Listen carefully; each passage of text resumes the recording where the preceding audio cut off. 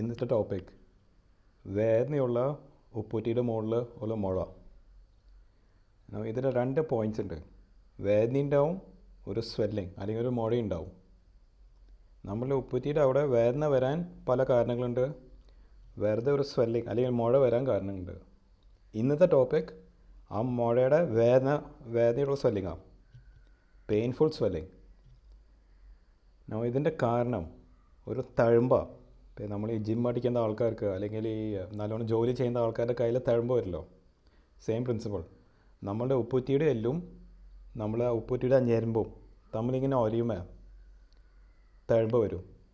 ആ തഴമ്പാണ് വേദനയായിട്ട് മാറാം.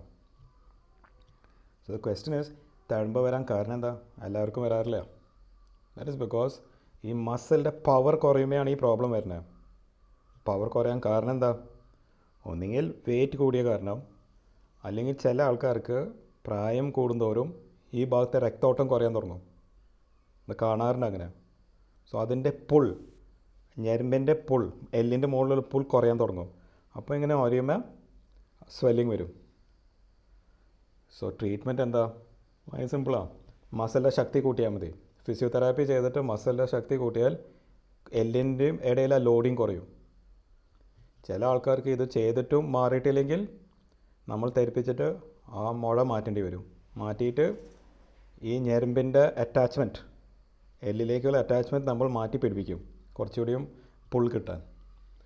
യൂഷ്വലി രക്തോട്ടം കുറയുമ്പോൾ ഈ ഞരമ്പിൻ്റെ കൺസിസ്റ്റൻസി മാറും.